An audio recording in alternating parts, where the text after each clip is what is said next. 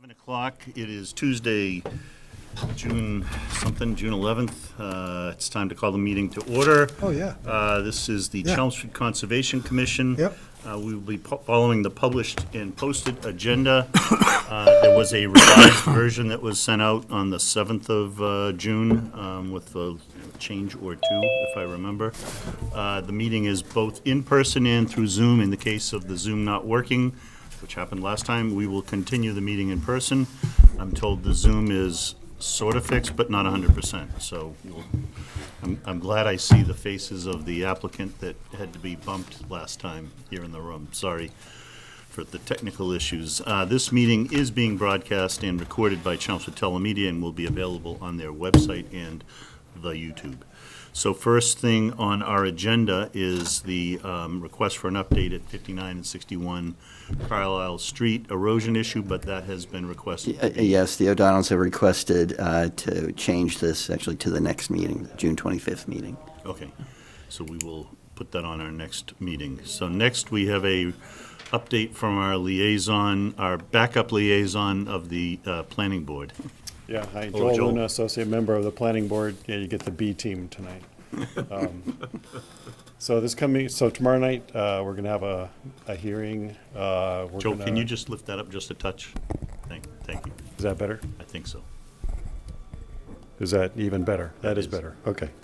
So we'll have 270 and Billerica Road and 93 Brick Kiln before us probably. We already have drafts of final decisions, so likely we'll be discussing any sort of last-minute conditions we want to place, and then probably closing on those, at least the open hearing part, and then go into the deliberation and so forth. And also, Davis Companies withdrew their final subdivision plan, but they also have a plan for a 40B for that area, so that's probably why. But in any case, they've withdrawn. This is the River Neck. This is the River Neck thing. And then there was something else that we had. We have also another minor application. And we'll also, in our liaison report, hear about the planning board, not the planning board, the health department meeting. There was a hearing on that. Hildreth was before them for that. And so both the chair, Deirdre Connolly, and also Paul went to that hearing, so we'll be hearing about that in our liaison report. And that's pretty much it. Okay. Any questions for Joel? Thank you. All right, thank you. Appreciate it. So next on our agenda is the regulatory hearings. First item is the notice of intent, St. John the Evangelist Church, 115 Middlesex Street. We have Mr. Hamill from H-Star Engineering here representing the applicant. And Peter, how'd you like to read that notice from? Can you read it from there for us? 'Cause we'll pretend you're See if Chris I can tonight. make it a little bit bigger. Pursuant to the provisions of the Massachusetts Wetland Protection Act and the Chelmsford Wetlands Bylaw, the Chelmsford Conservation Commission will conduct a public hearing in room 204 at town offices Tuesday, June 11th at 7 p.m. to consider a notice of intent filed by St. John the Evangelist Church on behalf of property owner Roman Catholic Archdiocese of Boston for proposed work within a 100-foot buffer zone to bordering vegetated wetlands at 115 Middlesex Street, also identified as Assessor's Map 20, Block 50, Lot 1. The project entails improvements to the existing stormwater management system to mitigate flooding of the parking lot. Thank you very much. So, hello. Good evening. My name is Bernard Hamill. I'm representing the church this evening regarding this particular project.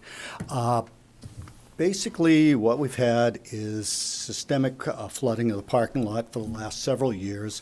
I have Mr. Hyder with me, who maintains the parking lot, does the snow plowing, the maintenance of the lot, the maintenance of some of the grounds and so forth. He's been pushing water now for several years, trying to keep the parking lot both safe and ice-free. We've had up to foot, maybe even 18 inches of water sitting on that parking lot at times.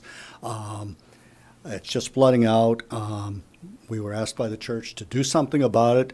I think Mr. Kuntz has seen the condition at one point or another. In January, I believe you issued us an emergency order to try to somehow mitigate the water. We also dug a deep test hole in the parking lot to take a look at the soil conditions and try to figure out what we could actually do with the site. We have extremely limited funds. Any funds we obtain to do this particular project, we have to borrow from the Archdiocese and pay them back, which is the tough part. What you see in front of you is several sketches of the area, mostly taken from the town maps. This is our general site here. We have a 4.6 acre site fronting on Middlesex Street here. We also have 17 acres of land that are feeding to the low spot, which is right there, and is a wetland. And our parking lot effectively butts the wetland out there. And of course, the parking lot is the low spot on the site, and everything feeds right into it. So we get a huge amount of water, regardless of storm event. We would love to be able to mitigate the entire site, and push all the water down into the ground, and eventually try to filter over to the Merrimack River, which is over here about 1,000 feet. We looked at several options, such as piping. Down here, there's some drainage structures there, about 1,000 feet, ripping up, of course, Middlesex Road. There's also some drainage structures on Middlesex Street in this direction, another 1,000 feet. We didn't have the money to do that, and getting the state to allow us to rip up Middlesex Street would have been kind of tough to fix, and we were asked to get a pretty quick fix. So what we did was we looked at the site, tried to look at the surroundings, we looked at the soils, we did deep hole, and so forth, and we came up with I'm gonna call it a half-S. Okay. We Is that what the Archdiocese called it too?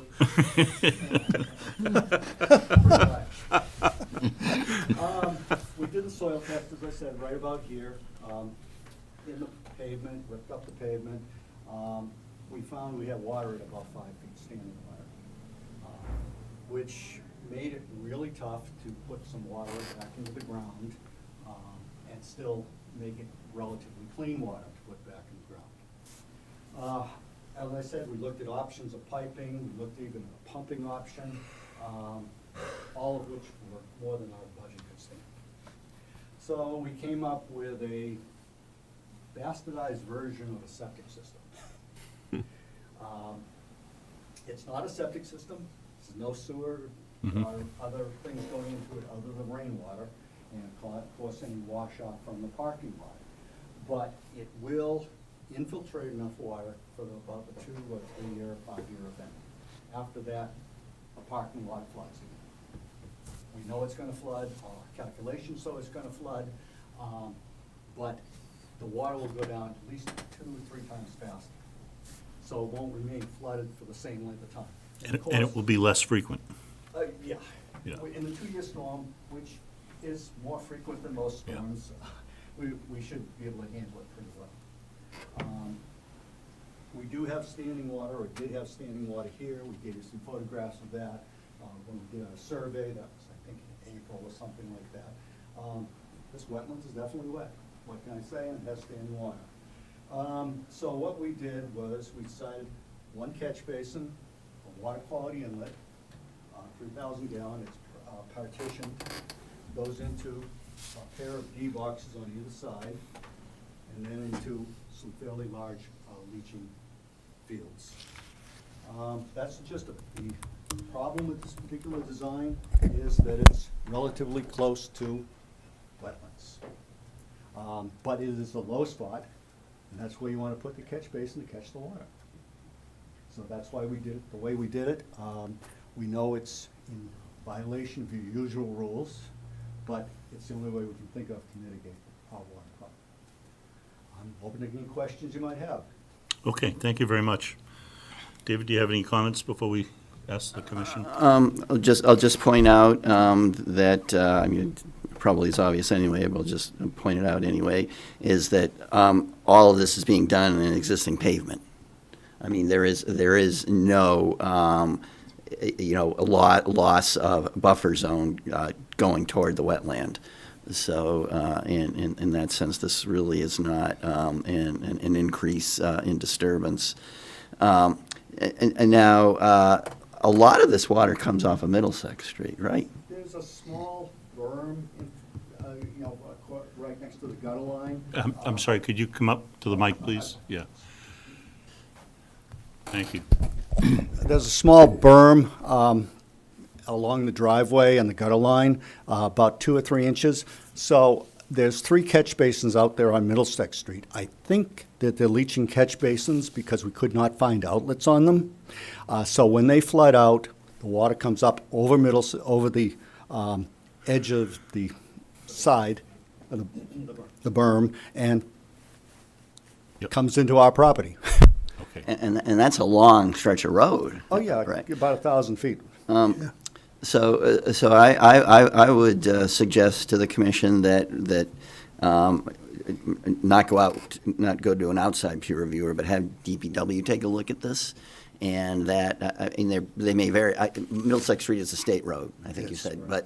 but nevertheless, I don't think it hurts to bring this to DPW's attention. I mean, maybe there's some way they can facilitate or improve the conversation with the state, because nothing against the state, but it doesn't sound like maybe they're maintaining their catch basins as they should. So at the very least, maybe DPW could again facilitate That's a good point. that, and again have them look at this. It's not going to cost the applicant any money. Yeah, regardless of what they do on Middlesex Street, we did the calculations assuming that nothing was coming from Middlesex Street. That was our assumption.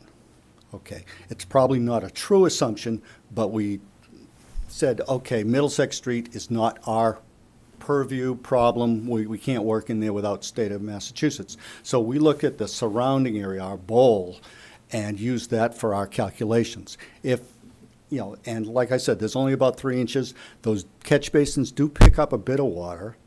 So, but how much they pick up and at what point Middlesex Street floods, I don't know.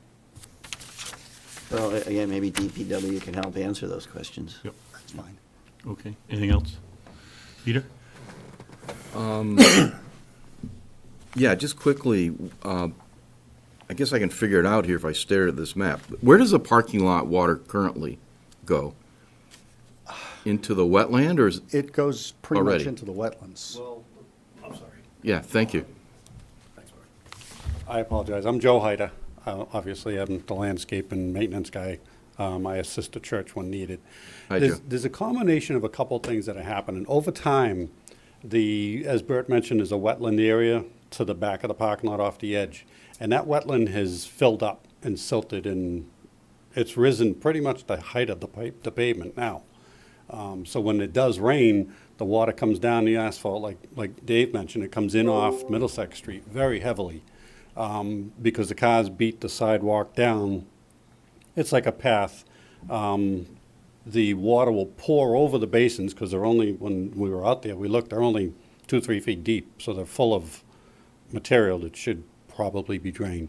But as the water comes in from Middlesex and that, and any roof drains and anything coming to the parking lot, it's normally would run off into that wetlands, but right now it's just sitting because the wetlands is full. There was a development behind it that they raised a retention area, and it used to go that way, but it doesn't anymore. I don't know who owns the land. That's not my job. All I know is I used to plow 3 or 4 inches of water. Now I'm plowing like almost 18 inches of water since that development went in.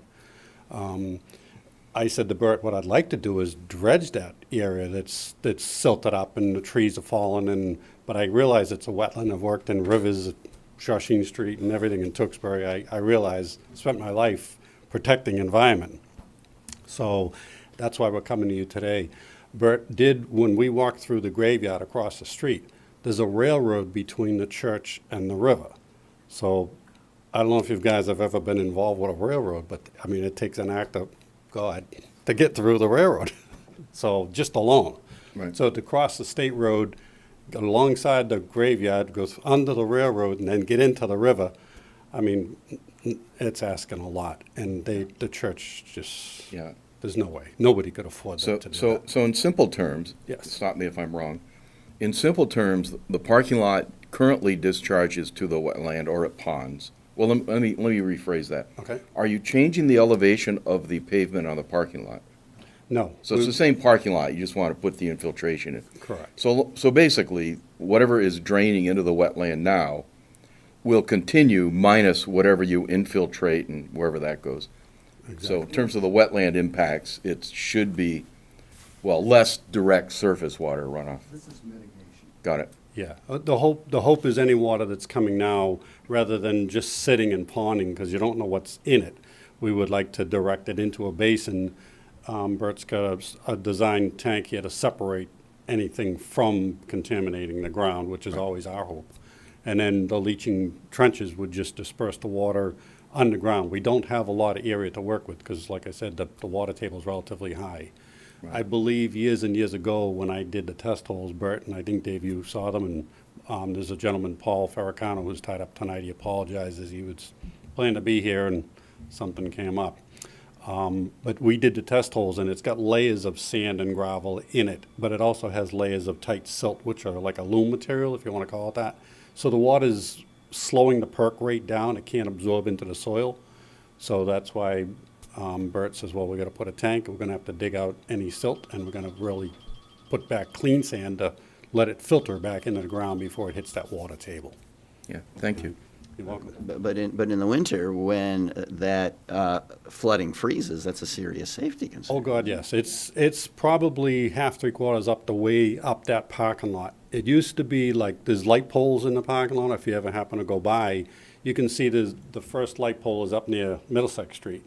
Then there's another one a little bit further down, and then there's one towards the back of the parking lot, and there's a couple more up towards the church side. Well, it used to not reach that first light pole.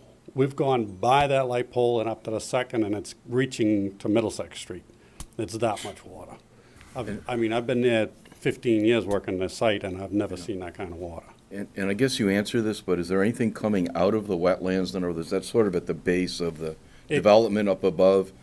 Have you noticed water coming? Yeah. Does the wetland rise and does it get into your parking lot from that wetland, or is it solely from your parking lot? I wetland. believe, like David mentioned, as you come down Middlesex Street, coming from the railroad side where the pizza place is towards Yep. North Vinyl Square area, when you get up the crest of that hill and you come down, there's probably about 10 houses to the left of the church that it drops all the way down. And we're kind of on the bottom. And when you get to the bottom, it goes back up the other side past the funeral home, and there's probably another 6 houses on that side. So when you look at the difference of, you're talking, 10 long, it's probably 20 houses, 6 over here, another 12. You're talking a lot of, it's, not to pick on you, Bert, but it's a lot more than 1,000 feet. You're probably talking about, I would guess, probably 3,000-4,000 feet of roadway that's coming down. And with the basins full, it's not going in. So Dave said he'd try to talk to the town, because the state probably won't maintain it. If that was any help, we'd try that. But I mentioned to Bert what I'd like to do, because a truck came in the entrance and damaged the granite. He ran over it and pushed it all up. I don't know if I need anybody's permission, but I was just going to reset the granite and pave it back up and bring another 1.5 inches of hot top back up where it used to be, because the traffic is kind of, trucks and stuff have sagged it down. We get a lot of big tractor trailers come in that area. So I said, well, okay. one of our things, we could try to curb some of the water, but I don't want to create a hazard on the road either. So I mentioned to Dave, we'd like to do this safely. I don't want anybody to fall. When you get 18 inches of water and it freezes, like Dave mentioned, I get 18 inches of ice. And I got 3 and 4 yard loaders in there, and I can't peel it up. I get big piles, and now I got to push it up to the end of the lot. When that melts, it all comes back down again, and we just keep going in circles. So the best thing Bert mentioned is if we could get, I know we can't get all of it, but if we can get a good portion of it under the pavement, and we'll put hot top back on, we're in about 8 feet of pavement before you get to the edge of the earth where the wetland is anyway.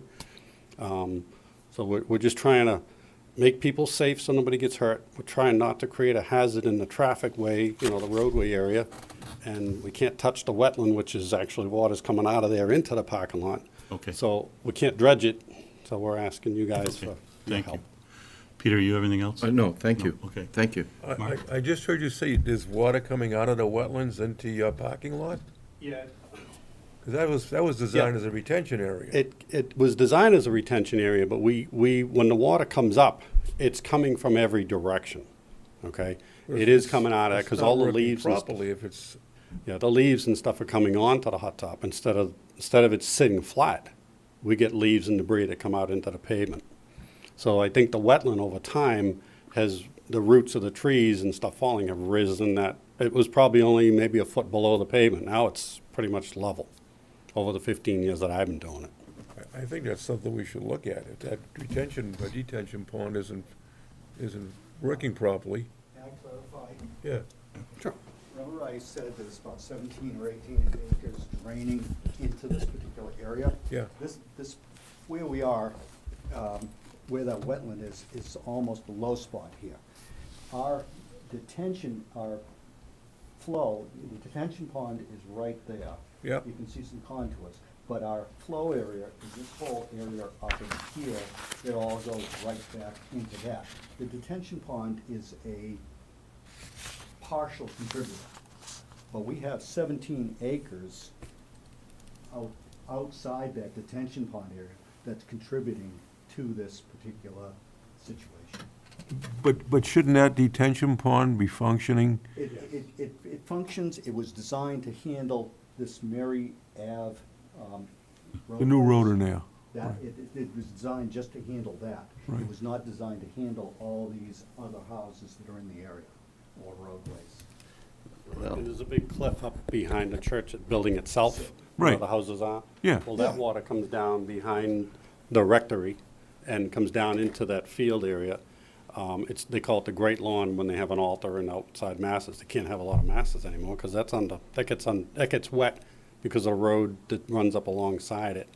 But the worst part is when we get a rain back to back, that wetland area can't take the water. There's too many leaves and stuff have come down over the years, and it's creating a biomat, basically. So you're getting leaves that are decaying, turning into nice, rich loam, but it doesn't allow the water to absorb into the soil. So we need to, Shouldn't that be covered by an O&M, that detention pond? yeah, I'm actually not even sure that that's finished, is it? I mean, is that completed and operational? Might, the detention pond's covered. Sorry, so our note taker is off tonight. She's going to use the recording, so we really try to get everything on. Yeah, the detention pond is servicing Mary Avenue. And I don't believe all the houses up there have been fully built, but the wetland is actually on church property. We go back about another 50 feet from the edge of the parking lot. So the church kind of owns that wetland, but obviously we can't touch it. But with regard to that drainage basin, I mean, it's really high on my radar screen that I've kind of been following it, that as though those units are sold up there, that they can't get a sign off from conservation until that's looked at, that drainage basin is looked at. Now, I think the units that have sold so far are outside the commission's jurisdiction, but I think like half of them are within the commission's jurisdiction. So a definite recommendation of the commission is that in any of those units that are sold or proposed to be sold that are located in the commission's jurisdiction, I think the commission needs to get the current, set up the current conditions peer reviewed, see if that drainage basin has actually been completed and is functioning properly. Yeah, okay. That was my big question on that one. I'm all set. Okay, Bill? I think that new development may have a little bit of it might contribute a little bit to the problem, but the big problem is your parking lot. Because it comes from behind the church. The whole thing comes to that one spot. Now, where you put the three-quarter stone, you dug the hole, was that a temporary? Yes, that was like an emergency order. We came to Right. Dave. And Did we that said help? It did to a point, but when we got the back-to-back rains, it did overflow, and it did finally go down, but at How least. big is that? Is just that area where you get the stone? Just that square. Small area? Yeah, I mean, by code, we can't really go crazy like we would like to, but we're Right. trying to follow the rule and just do an emergency, something like, almost like poke a hole in the balloon and get the water the air to come out. Right. We did that in the bottom, just tried to get the water to be able to perk into the ground because of those stratified layers I mentioned to you. With your design, Bert, how much space, what do you have separation between the bottom of your system and the groundwater? Exactly 5 two- feet tall? Exactly 2 feet. You got 2 feet? Exactly. We were I think- squeezing it in there. I've seen that area for 60 years. Yes. It's always flooded down that corner because they keep adding to the parking lot. That's, when I was a kid, we used to play football where the rectory is, and it was wet down there then. Right. I think you're putting a Band-Aid on it. I mean, I can see what you're trying to do, but I think it's a Band-Aid. You're not fixing the problem, which I would wish you could. We wish we But could. it's the best you can do for money you've got and whatever. But is there any way you could remove any of that hot top on that little part that goes back? You know how it steps back from the front of the rectory? It goes back so many feet? Yes, that's Could you remove exactly- any of that hot top and give yourself an area for retention area? That's exactly what Bert's got drawn. We're gonna take that from, right now, there's a dumpster there with a fence. Right. Because the town requires that. Yeah. We're gonna take in front of that dumpster, almost to the far end of that pavement. We're gonna pull that all up, and that's gonna be a tank with a catch basin, and then the boxes, and that will be all trench underground. So what we're Okay. trying to do is, we'd like to repave it, because we need the parking, obviously. You've been there, you've seen it. Yeah. But if we can get that water to filter into the soil and take it, instead of putting a foot on top of the ground, if we can get a foot under. And I believe if I'm able to repair the sidewalk out near the roadway without getting into the state problem, I'll fix the granite curbing that was hit, and it kind of contributed. Everything is just, it's one thing after another, and the lack of money and lack of maintenance, I end up. It might be a combination of a few things. If you can fix out by the street, because the state's not going to help you out. So whatever you can do on your own there Right, to keep some of the water coming. exactly. Is all your roof drains, where do they go? On the building? Actually, there's a pit up in the top behind the church itself. Yeah. There's a long stairway, if you've ever been in the back Yeah. door, down in the Yeah. basement, the new addition part of the basement. Yeah. There's a pit under there, and the roof drains, Go in there. we did actually turn them and bring them back into that, because Okay. they were just kind of running and moving dirt all over the place. Right, So, you're trying to, I said, well, why don't we control the water from the downspouts and just tie them in where they belong? They're going there anyway. yeah. Keep the dirt and everything out and make it clean water rather than carrying salt or whatever into that area. Right. So, but a lot of the roof drains do go into the pit up there that's been there for, I don't know when the church was built, probably back in the 63. 50s, 60s, yeah. Not before my time, but you know, Mr. North Chelmsford. Right. yeah.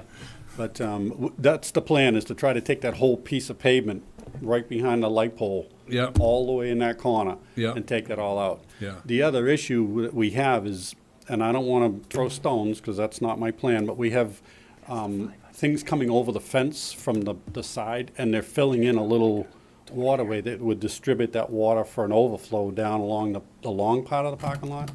You're talking about by Tobin Avenue, on that side? Yes. That little trench there? Yep. Well, that trench is no longer a trench. It's Right, no, full. it's filled in. So as again, leaves and that will decay, they cause a dam, and now that water's not moving there either. Right. And that parking lot does kind of have a bow that runs up toward those houses. Yeah. Which is great, but when they clog it all up, we can't touch it. Technically, I can't touch it without permission. Right. I would love to go in and, like I did in Tewksbury, I dredged all the fire ponds at a condominium development that were classified wetlands, but we did it in the Emergency Act of, if anything ever happened, we'd have fire water. And they said, well, Joe, we can do this. I've worked for conservation. Bert and I have done thousands of jobs. So the area like you said, that little area that goes, we used to have the dumpsters, Yes, and on the parking lot end. yeah, that was sitting in the parking lot. That, all that hot top's gonna be taken out of there? It's gonna be removed. We're gonna pull out anything that's organic. Yeah. Put in clean sand. We'd like to put the plan is to put a base in there to catch the water once it's repaved, put the surface But- pavement back, and the water. I will don't want to design it for you. I Yep. was just asking the question. Sure. Why not just leave that hot top out of that whole stretch? Well, Do you because- need those parking spots, that many? Well, we I need mean, the I know you leave a lot of spots. spots, but, Right, we need the spots, plus we won't be able to get to the dumpster. The truck will probably tip over in the mud. well, you move the dumpster. Move the dumpster. You move the dumpster. We But I'm could, saying, you'd yeah. give yourself that whole area of retention, because the water's all going there. Then it goes up a little bit in Yep. that wetland area towards the development, right? It goes up towards the houses on, yeah. Yeah, it goes up a The little hot bit. top does peak up, but we're trying to catch the water under the Right. ground. If we can take it down and just level it out, rather than letting it sit, even if we pull the hot top, we still gotta pull the sand, you know, the mix of organic, it's Right. bottles and whatever's been dumped over the years, like you Right, said, it was but you filled. could create a retention area there that would, I would think. we That's really- up to you guys. Yeah, we would really, I mean, I mentioned that, but we really need the parking. Yeah. We really need the You might have parking. to weigh one thing against the other. Right. So- And I Anyways, will- I'm No, it's a for good helping thought. you any way I can. Absolutely, no, But we it's one of those appreciate it. things. I went down there, I spent about an hour down there Sunday looking at it, and the water comes from everywhere. It does. It We're in the feeds bottom right of the into barrel. that spot. You know the old saying, the fish in the barrel? All goes We're, there. we're in the bottom of the barrel. Anything else? Okay, John? Thank you. I agree with Bill 100%. If there's another way to look at this, has there ever been a precedent to redig a retention area without putting stuff underground, lose a little hot tub, redig a whole new retention area? Well, I think what you're getting at, John, is what Bert and Joe kind of alluded to earlier. It would mean dredging that wetland. I think that's. No, no, not in the wetland. Not in the wetland. From the edge, where the hot tops, right, abuts the wetland, Okay. back towards, into the parking lot. Build a new Not go in the retention wetland at area. all. We can't design it. Right. Right. Has anybody looked at the cost saving I think the issue is the versus cost. this whole entrenchment, Yeah, digging again, a new? we need to look at what we've got in front of us. I understand that. But I think that would be the ideal way to go, but I think it's probably pretty cost prohibitive. Well, in reality, that's exactly what we're doing, but only instead of pulling the hot top and letting the water have to get that high, we're capturing the water, filtering it, and putting it under the ground where it would be better than just having it run into an open retention area. Now you got mosquitoes and stuff you're gonna deal with. It becomes a technical wetland. Now we move our wetlands further, and if we wanna do something within that parking lot, we can't patch a hole. Well, without- no, it doesn't. The regulations don't. Wouldn't do that? Don't Okay, do that. because I no. wouldn't wanna shoot them in the foot and say, well, see ya, you know.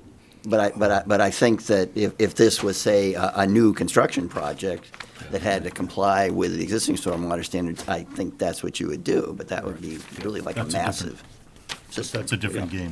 Yeah. Yeah, And we- as it is, I mean, these trenches are gonna be, what, 100 feet long? Yeah, Bert said right at the beginning, this was a Band-Aid, so Yeah, it- we have to accept that. And We'd love So, to, we'd love John, to just, anything else? Yeah. No, you know how I feel. Yep, okay. thank you. Yeah, no, it's a good idea, but. Oh, yeah, It's a yeah. practical. You know, So, your recommendation is that they get a DPW stormwater Yeah. review, and I think Yeah. that makes sense. Yep, yep. And Everybody again, maybe, agree with maybe that? toward helping to, improve the situation in other Yeah, ways. yeah, because if nothing else, I think that will get that on their radar, Yes. which they do have connections with the state, so there may be some help in doing that. Does that make sense? Sure. You guys okay with that? I Yeah. think David's thought too, if you follow up on your other thought about behind it there, if that's, Okay. And when you talk to DPW, you'll hit this, but just, I'm thinking, we have a town stormwater plan that calls for these basins that we control to be cleaned regularly. I don't know what the deal is State. for the state, That's a, but it should be in our stormwater plan. So it's not just the Right. DPW engineers, looking at water, it's really also compliance with the town stormwater. We have a Maybe lot of there's a way state to get roads it. in town, and, Maybe there's a way to Yeah. get the yeah, state to yeah. respond on the basis of stormwater in addition to, their flooding. Yeah, at least get the catch Well, basins. don't we clean state What's catch that? basins on state roads? I don't think so, but I can check on that. I thought we didn't, but that would be an easy solution, wouldn't it? It would certainly wouldn't hurt, that's for sure. okay. So I'll take a motion, I think, any other questions or any other things that we need to ask for, but I think I'll take a motion for continuing the hearing to the July meeting. I don't think it's gonna be 2 weeks with DPW. You're probably right. So let me see, what's the first meeting in July? I think is that July 9th? July 9th, yeah. Yeah, so I think that makes sense. Yeah, I second. I need a motion. I'll let you motion. I can't Oh, make a motion. oh. I make a motion that we continue the meeting July 9th after DPW reviews. Okay. Motion from Mark, Second. second from Peter.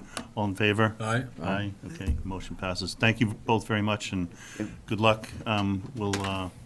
David, you'll organize that with DPW, with the Stormwater Division?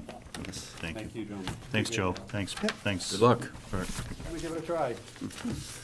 Okay, next on our agenda is the, our friends from Mass Electric. So this is the notice of intent, continued from April 9th, but unfortunately continued from our previous meeting. So, hello, Kellen, all right. Did he leave his the easel? Oh, the tripod. Was that, is that ours? You don't have one? It might have been in here, but I think he brought it. Oh. Thank you. All right, so where are we here? Yeah, So we have a peer review that's in, right? And did we get a response on stormwater on this? Yes, and actually just today I forwarded to the commission. I got Oh, right. VHB's response, and then which I then forwarded to DPW, and then I got their response to that. So, but I don't know if commission members want at this point just a little bit of a resummary of what this project Sure. involves. sure. If you could do that. Yeah, absolutely. So this is for essentially upgrades of the Concord Road number 24 substation. And it involves expanding specifically the control house to the south of the site into a maintained lawn area. And there are some impacts associated with that. There is, I'm going to have to quote the number off the top of my head, but there is a small amount of disturbance proposed to the 50-foot no-build zone. And because of that, we are requesting a waiver from the Conservation Commission to build within that no-build zone. And all of this site is within the riverfront area too, so we've provided an alternative analysis for the project in our NOI application, and essentially based on the confines of the site, where there's wetlands essentially surrounding the site to the north, the west, and the south, where the control house at the proposed location is the best location that doesn't impact wetlands. We unfortunately cannot avoid constructing within the 50-foot no-build zone. So we do have proposed impacts to that. There is some temporary matting proposed north of the substation, just as a staging area for equipment throughout construction and upgrade of the substation. And that involves just under 5,000 square feet of temporary impacts to bordering land subject to flooding. And also limited impacts. It's just over 2,000 square feet of temporary impacts to BVW. And I believe we're requesting a waiver as well for temporary matting within the 25-foot no disturb zone as well, just for temporary impacts. And I know we did get peer reviews back from CEI regarding wetlands, and to my understanding, they had no substantial questions about the project, and David, feel free to correct me. And then the DPW submitted a response to our stormwater. And we did amend our application slightly, that we revised our reduction of impervious on site to 54 square feet from 82. So effectively doesn't change our stormwater analysis because we're still reducing impervious, but revised that number there. They did have a question on the roof of the control house, which is 24 gauge steel. And we don't believe it's applicable for our project because critical areas as defined by Mass DEP stormwater standards. And the language is for zone 2 and interim wellhead protection areas where we are outside of those areas. And we believe the reduction in impervious effectively meets standards 3 and 6 for a redevelopment project. And then DPW also requested a standard O&M plan for substations from Mass Electric, and we provided that as part of a response letter. Okay. So Keelan, so you said there is some permanent disturbance in the 50-foot no-build setback. Correct, yeah, from the control house. Where is that on this again? That might be the existing plan. I think the next okay. plan page should be the proposed conditions.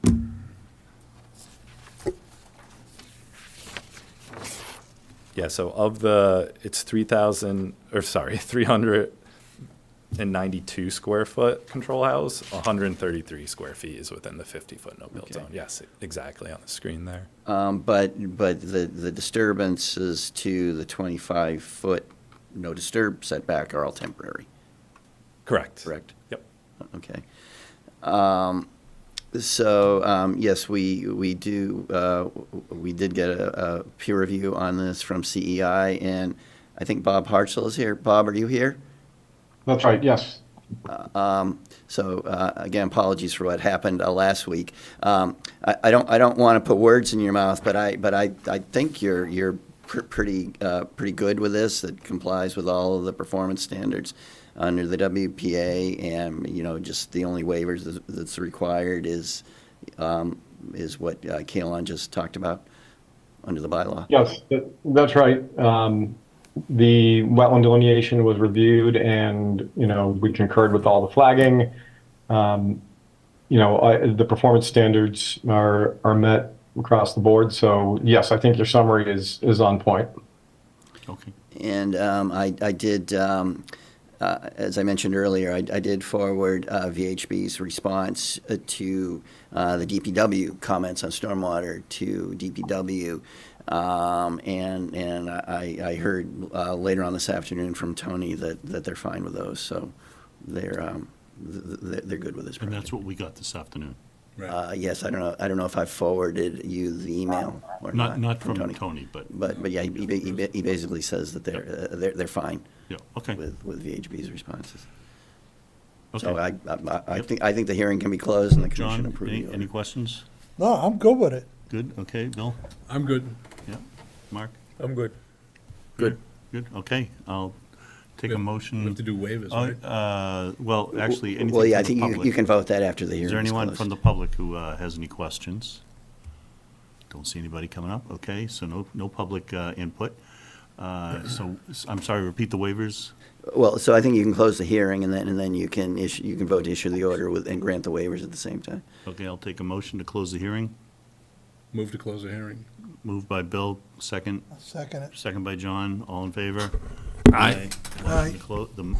The hearing is closed. Now we'll take a motion for, So I think it can be just a standard order of conditions with the waiver. So there'd be a waiver to the 50-foot no build, and a waiver for the 25-foot no disturb with temporary waiver to that. okay? I'll make a motion to, What David said. Issue a standard order of conditions Standard order with of conditions. with a waiver to the 50 50-foot feet. no build And the 25 was a temporary. temporary, right.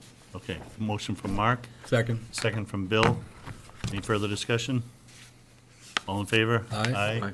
Aye. Motion passes. Thank you very much. You can follow up with David on the paperwork and the details. Yes.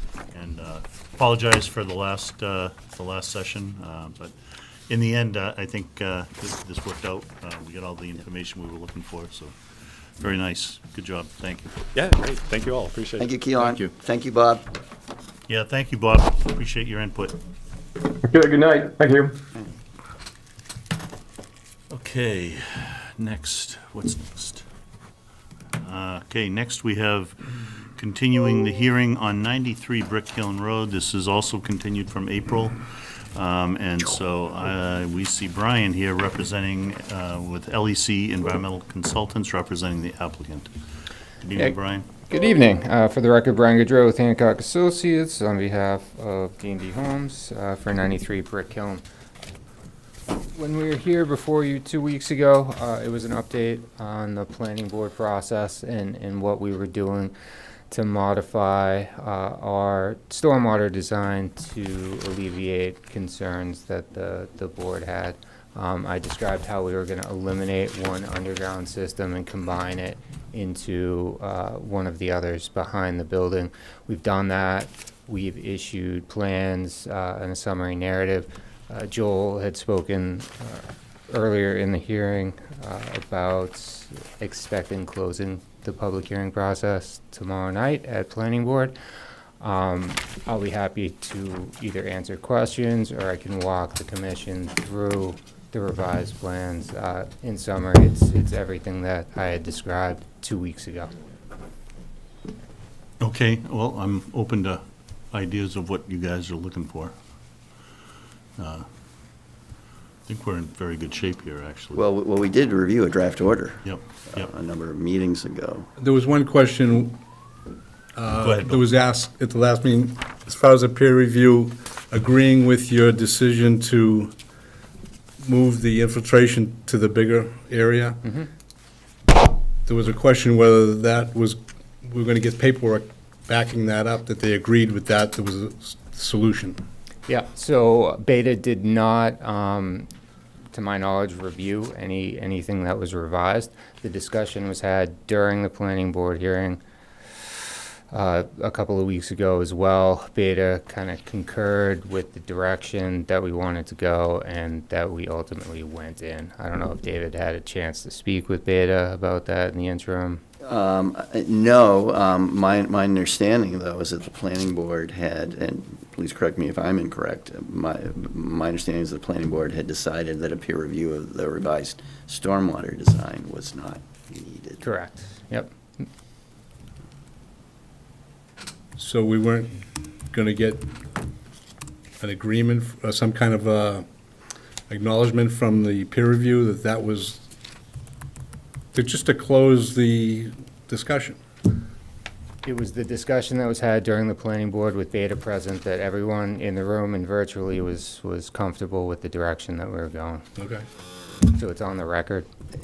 Yep, that's my understanding is that the planning board currently is comfortable. Okay, that's fine. I thought somebody on our board asked for paperwork to back that up. I don't recall that. No, maybe it's, that's fine, okay. Anything else, Bill? Nope. John, do you have anything? I have nothing. Yeah. Mark, you got nothing? Peter, anything? Yeah, I had a couple of quick thoughts, and David, I'm going to ask for your help. I might be mixed up on the process, since we have been looking at a draft order. And it is possible these 3-4 things are in that draft, and it's possible our commission isn't going to want to deal with this at this late in the game. But let me just make a couple quick comments. I like the O&M plan, Brian. I like the good housekeeping and long-term pollution prevention monitoring plan. Had a minor question about street sweeping frequency. I think the stormwater handbook talks about 4 or 6 times a year on Luppel sites. I guess we're not really calling this one, but it obviously is higher pollutant loading than a bunch of trees. So I had a question. I think it says twice a year in the current plan. But Brian, I might have that a little mixed up because it was mentioned in 2 different places. Secondly, the O&M plan says there will be an on-site spill prevention plan. David, I don't know if we put that in the permit or if we asked to see it at a Well- later date. Okay. So I'll just run through this quickly, see if there's anything we want to talk about. I would like to see evidence of worker training. I like how the plan talks about training workers on what to do if there's a spill. Remember, these are truck loading docks next to a Zone 2. I'd love to see in the annual report, just documentation that there was worker training.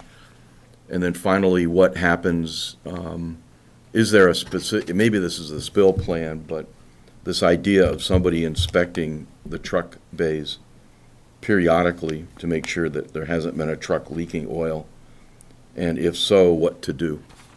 And maybe that is the spill prevention plan. So if it's not too late to address those, I'd be happy, and if it's too late, I'll No, stop. no, I don't think it is. I mean, that's very similar sorts of provisions were put into the 270 Billerica Road Right. order of conditions, so I think it'd be easy just to, cut and paste, basically, from that into Yeah. this. I think that would make a stronger plan. I think the plan's pretty good, the O&M and the long-term. But there's that unknown about, random trucks being parked in loading docks Well, on yeah. top and- of the water, near the water supply. And there was definitely, and on 270 Billerica Road, there was definitely a concern about sort of maintenance of the interior of the loading bays, just Right. to prohibit any sort of wash waters from that, coming outside, into the stormwater management system. So I just put that, and there's a condition explicitly prohibiting that. I can certainly include that in here. So on vehicle washing, it's prohibited. It's going to be prohibited in our decision with the planning board. So Well, that's already in your plan, no vehicle washing. I'm thinking more about leaks from a truck that would, and how that would be addressed. Right, and what happens when, whether it's the parking lot or the interior of the loading bays, what happens when that's maintained? I don't know, there's probably no plans for actually washing the parking lot, No. but there probably is for the interior of the loading bays, right? To wash the loading Well, bays? You mean inside the building or the actual pavement? No, inside the loading bays, I mean, isn't, So if there was any washing of floors, I don't think there is. I mean, that's kind of atypical, because I don't believe we have floor drains proposed. Floor drains are tied into municipal sewer, so wash water would be collected. It wouldn't be discharging into the ground. It'd be going out into the municipal sewer system. so there are floor drains? Saying no, I don't recall seeing them on the architectural, so I don't think there's going to be any washing of items. Well, or- because I've certainly seen other cases, like across the street from where I live, where every so often in the loading bays, they'll just take a hose and, wash down the floor, and then who knows where the water goes. That's the kind of thing. Right, but you're talking about So- outdoors. No, I'm talking about Washing the indoors. loading Just dock into the o- pavement. Open up the I- loading bay Okay, got doors it. and wash down the floors, and the water spills outside of the loading bays. So with the condition already being no vehicle washing, I think you could, mirror the language and say no loading dock washing. Right, Yeah. that's what I'm thinking of. Do the vehicles have access to the building, or are they all tailgate height? Tailgate height, so they're not driving into the Okay. building. Was there anything else? Did you get your questions or your requests satisfied, Peter, or Well, I'm trying to, Yeah, I mean- I lost track of which you had. yeah, I mean, there's 3 or 4 things. Do we need the applicant to concur at this point?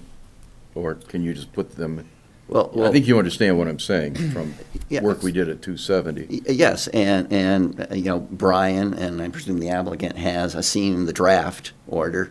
It's, I think there are only going to be very, very minor changes to that. I think a lot of this is, prior to occupancy, sitting down with the applicant and, who's ever going to be maintaining the facilities to talk about, how these processes are actually going to be implemented, it's a practical matter. Yeah, so again, just to put a finer point on what these 3 or 4 things are aimed at, is preventing any fluids from trucks, hydraulic oil or other oil and grease, from ultimately entering the stormwater system and into the well, almost zone 2 Right. drinking water So supply. the question then, I think, is what Peter's requesting, Brian, are you comfortable with David putting that into the plan? So we've already committed to basically all of that. It's covered in our long-term pollution prevention plan. The So- only caveat to that would be the training of, or some kind of recognition of the training of staff on site. Well, that and the long-term plan says there will be a spill prevention plan developed. And to my way of thinking, it's that spill prevention plan, which, would say something like, 4 times a year or whatever, somebody will take a look at the dock, the loading bays, and if there's accumulated oil and grease, it will be cleaned up. So this is the spill prevention plan? Is it in there? Yeah. Well, okay, so, It's the first page of the long-term pollution prevention plan. Oh, it says- It speaks to spill kit, who's responsible, who you report it to, what you're That's not good. allowed to do, vehicle washing, maintenance, repairs on site, bulk fuel or petroleum storage. I mean, it's itemized in here. I mean, again, I think we can handle this kind of conditionally, and it could be part of that sit-down meeting with David. Yeah, it sounds like, Brian, that was not in what I reviewed this afternoon, and that sounds like exactly what I well, was hoping I have for. it up on the screen right now. Yeah. Provide and maintain on-site spill prevention plan as well as spill cleanup kit. Spill response procedures will vary depending on whether the spill constitutes emergency or non-emergency spill event. So, Well, all right, something's getting mixed up with different versions of this Yeah, document, yeah, but reaching out. hang on, John. Huh? So, right. My question is the on-site spill prevention plan. This is close enough, Brian, to what I read, but not exactly. So that's all I'm asking for, is what is that spill prevention plan? well, this plan is committed to doing that. And again, it will say in the order, or if it doesn't already, it says prior to occupancy, this will be required. Okay.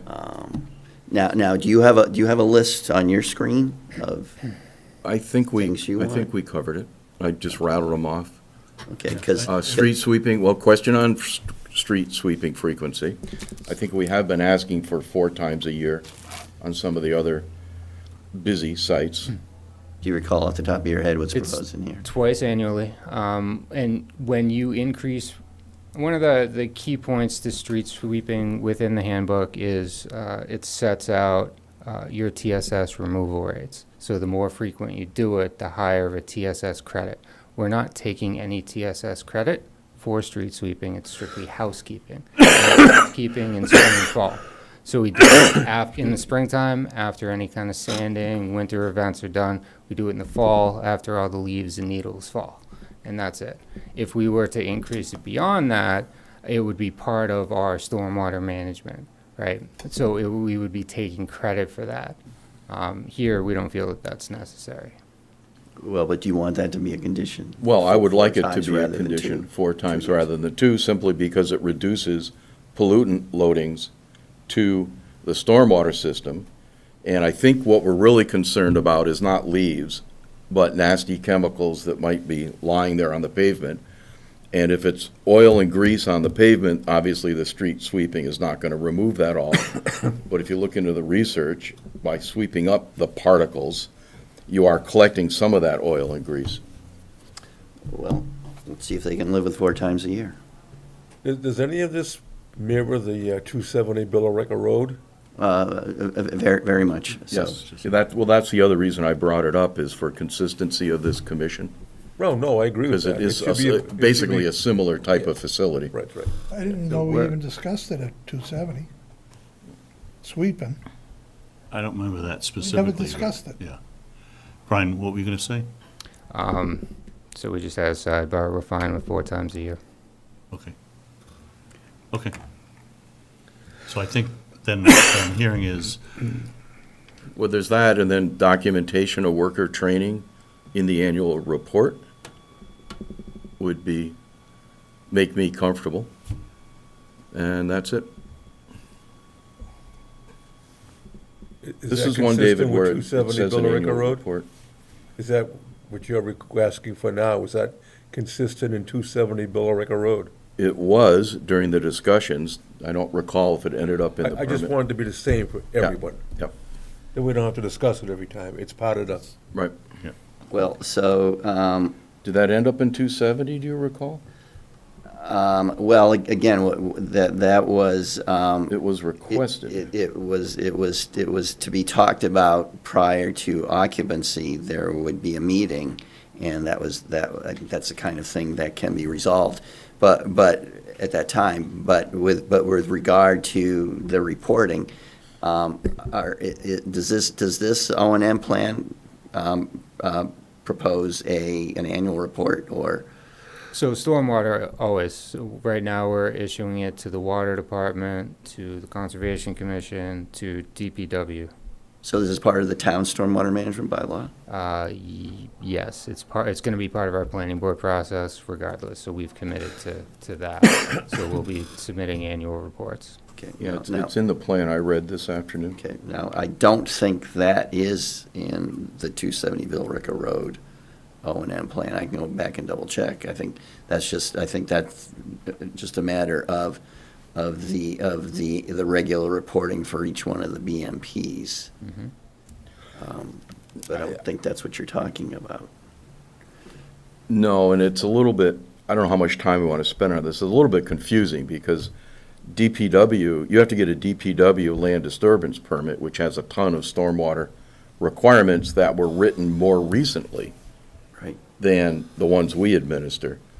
So some of the stuff gets picked up. You know this, Brian. You could school us on this. But the point is, the O&M plan that we're considering approving tonight calls for annual, Okay. regardless of where that came from.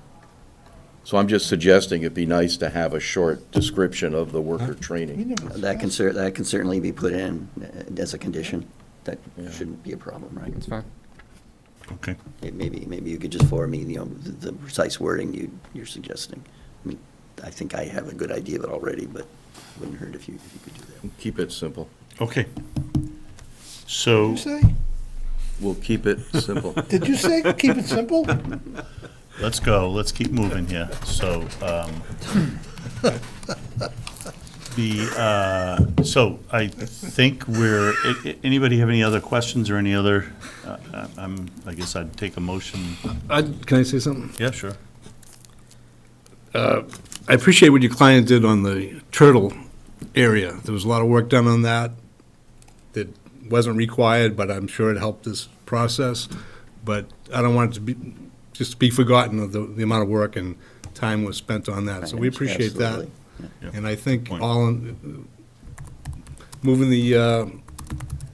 that infiltration area over to the big area made it a little bit better from what it was. So I think we got a good plan out of this, and I appreciate it. I wish it didn't take as long as it did, but that's how things go here. Yep. Thank you. Thanks, Bill. Thanks. Appreciate it. Yep. I'll take a motion to close the hearing. Motion to close the hearing. Motion from Bill, Second. second from, actually, before we do that, are there any comments from the public? Any further comments from the public? We have had comments from the public, but I don't see any public, so there's no comments from the public. Second from John. All in favor? Aye. Aye. Okay, meeting is, the hearing is closed. I'd like to just, before the vote is on the order of conditions, just like to review one more time the additional requirements that were decided on tonight. No, Street sweeping 4 times a Right. year.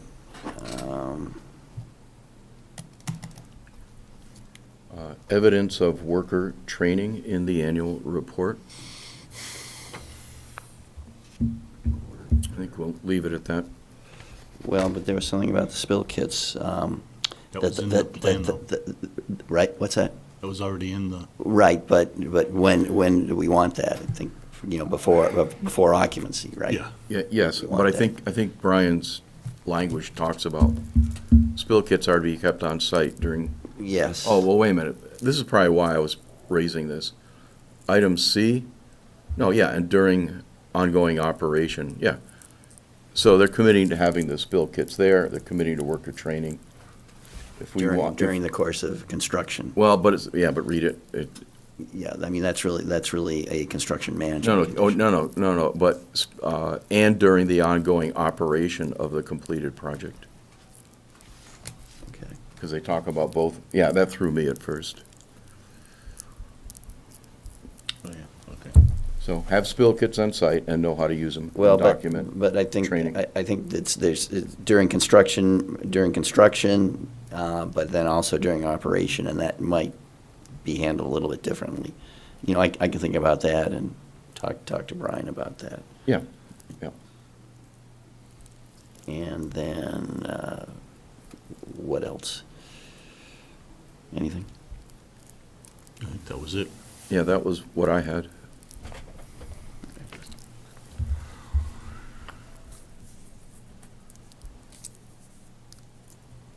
You okay, David? Yep.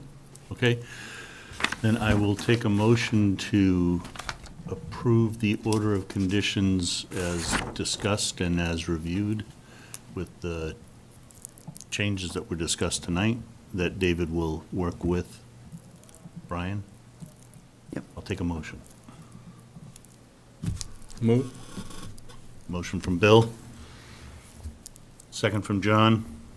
All in favor? Aye. Aye. Aye, okay. Motion passes. Project approved.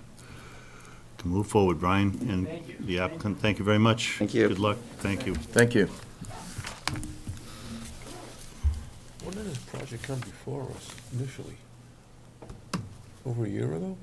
No. I think it was September. So, yeah, I thought it was the Oh. fall, yeah. Yeah. Okay. Okay, we are done with our regulatory section of the scheduled program, so discussion, I don't see anything under discussion. Continual update, the open space and rec plan. So we had, it's going fine, we had a couple of booths at the farmer's market. The survey is open, tell all your friends to go find the open space survey. That is out there. We have our next meeting next Tuesday. We have a open space, open house at the senior center next Thursday. Please come and join us if you can. It's at 5 o'clock at the senior center, 5 to 7. And again, did I say take the survey? Tell your friends to take the survey. There is a survey out there. There's paper copies, which I gotta go get some more, and we should put them out here in the, with a box or something out here. We've got plenty of them down in Oh, you the do? office. Well, you're talking about the surveys now? Yeah. Yeah, I don't know if we have those. Yeah, the flyers for the open house? Yes, yes. All right. You got hard copy of survey? I don't think we have those in the office. Can you get a Yeah, pile of them? I'm gonna, I think they have them at, I'm gonna go to NIMCOG probably tomorrow and pick them up. Oh, They have them, okay. yeah, so You're not making it on the 20th, though, I'm so I'll have to get them to me. or I'll pretty have to sure, yeah. Leave them with David or something. And you won't be here? I'll be there on the open 20th. space, but at the Tuesday meeting, you won't. Probably not. Is there any way we could set up a call-in? We're not It's- gonna do It's that. kinda tough, yeah. Right. Yeah. Okay, next is land management. So the worm turns on the Warren Poll CR. So you should have seen an email, an attachment on the CR. We, at the very last minute, as I was getting ready to go to the select board, I was reading through a detail that I think it was Virginia had a question at the last select board meeting, and it pointed me to something else that I suddenly went, oh, this is conflicting. We have a confliction. So in the, Weddings and things. yeah, I don't know if, David, if you can put it up on the board, on the screen. The CR? No, just that email that you attached, the one I sent to Oh, you that okay. you attached to Okay. the, because that kind of shows the from to. Hold on a sec. So essentially, this is in the what is allowed section of the CR. And so it lists out a number of things under the category of outdoor passive recreational and educational activities. And it starts with things like hiking, horseback riding, cross-country skiing, snowshoeing, ice skiing, ice skating, nature observation, nature and educational walks and outings, outdoor educational activities, and other non-motorized outdoor recreational and educational activities that do not materially alter the landscape, do not degrade environmental quality, and do not involve use of commercial recreational activities. So that is the first sentence of that top paragraph. So that's all allowed, and without any approval from the grantee, which is the land trust. We don't have to ask them for approval. The next sentence in that says, educational walks, outings, weddings, and receptions may be permitted by us with the land trust's approval, which approval shall not be unreasonably withheld, conditioned, or delayed. So I'm reading that, I'm going, well, wait a minute, if I'm going there with the educational walk, the top section says I don't need any approval. The second sentence says I do. Right? It's like, which is it? So my proposal is the bottom paragraph where the first sentence is identical to the top paragraph. The second sentence just says events including weddings and receptions, overnight scout camping, and similar may be permitted by us, the grantor, with the grantee's approval. Blah, blah, blah. That's the only change, but I did not want to stand in front of the select board and say, we need to make this change, so please approve it with this change, because I kind of got my hand slapped with that last time with, make sure the document's done. I said, okay, I'm not doing this again. So does So- the land trust approve of? I have asked Dale, and he has not got back to me yet, so I'm still waiting. But assuming I get it in the next few days, I would like to have your approval that this is okay with this change. Because I think it makes it clearer to, the specific event is if you have like a middle school teacher saying, hey, I want to take my class out here and do a nature walk. Right, The first sentence says, no problem. right. They can ask David, and he says, yeah, sure. The second sentence of the first paragraph says, oh, no, you've got to go get approval from the land trust. That doesn't make sense. I see nodding. So a person would not have to get the land trust approval? No, for. But you need them to tell you it's okay before They- you're gonna go to the select board? Yeah, so what I'm looking for is for you to approve it so that when I do get, assuming I get this wording, I may have to come back to you guys if they say something and it makes sense. But I think this makes sense. I've talked to Dave Sperry, who's on the land trust, and he said, no, that makes sense, but they have to still approve it, so. And I just haven't heard that, and I'd like to get this in front of the select board. It probably won't be this month, but probably be, so it's possible I'll be back here in 2 weeks with a minor tweak or something, but I don't want to do something that you guys aren't seeing, so. No, it makes sense though, in Yeah. the second paragraph. Yeah, it's a small change, but it's, yeah, we didn't need to put this in forever, so. So can I get a motion to approve this change? Move to approve the change. Okay, motion from Bill. Second. Second from Mark. All in favor? Aye. Thanks. Approved. This can be the death of me. I was going to say, you ready for another one? Yeah, I know. So let's talk about coolest now. That's next on our agenda. Well, we're going to talk about the Yoxpo proposal. Oh, right, yeah, why don't you talk about that for a second? Okay, so this is in speaking with Carl. I think most of this came out of now the change to the CR, where there's going to be an obligation in the CR to maintain the meadow. So, but the question is, what does that really mean from a practical sense? I think that certainly Carl and I are in agreement that doesn't mean keeping it as a monoculture of like hay. So I think we want to provide for the option to have, maybe different areas of the meadow that are, have different habitat types, different biodiversity, features. And so with that in mind, it makes sense to do a wetland delineation in the meadow.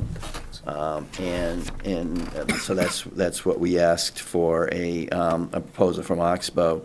But I think it also makes sense to then have a more detailed botanical inventories of both the wet meadow and the upland portion of the meadow.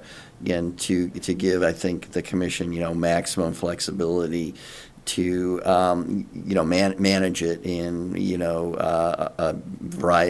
potentially a variety of different ways. So I have on the screen here, the Oxbow's draft proposal, with my, proposed revisions in red. Their cost estimate was $3,500. And with, but I think that there may be an adjustment that will need to come out of my proposed revisions, and I have asked Oxbow for that, haven't received that back. So my suggestion, again, in discussing with Carl, is let's change this to maybe 5,000, which I don't think it'll be any more than that. But I mean, this will be a CPA funds. Yeah, so I want to be clear that I believe we needed to do this in any event, whether or not we made a change to the CR with the prohibited. This was what is necessary for us to come up with the right evidence-based plan, or create options for us by knowing what do we have here and what's the best use of that meadow area and how do we care for it. And that starts with what vegetation is there and what might we get, including things like we might get grassland birds, we might get quite a few different things in that property. And all while honoring the scenic, maintaining it Exactly. long-term is the scenic vista. In other words, no trees. Right.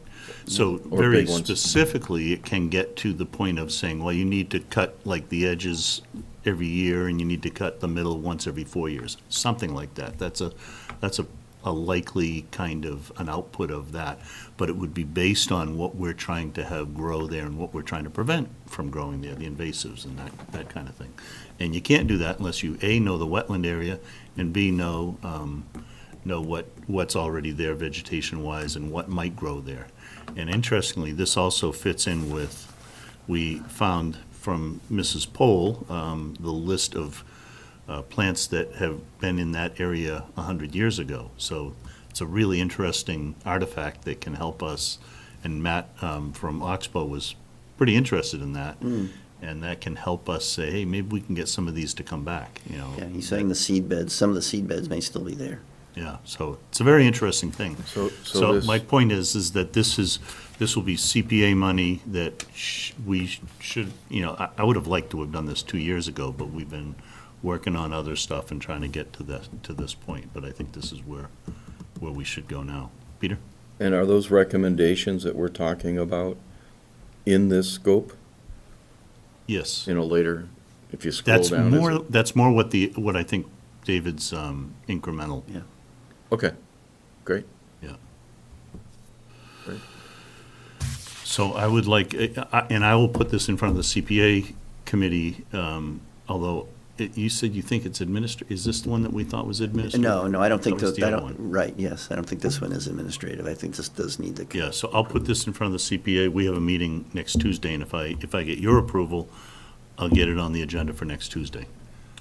So, And then you want to add an assessment of the question, do the deer eat the next generation of things we want? Don't want to go there yet? just read no. Wish they eat ticks, but they don't. So turkeys. We need do. turkeys. We need to plant stuff for turkeys. Possums. So I'll take a motion to to approve this for $5,000, not the $3,500 that you see there, because I think, and David and I are just ballpark guessing what his incremental work is, so it may be less. Say not to exceed 5,000. Yeah.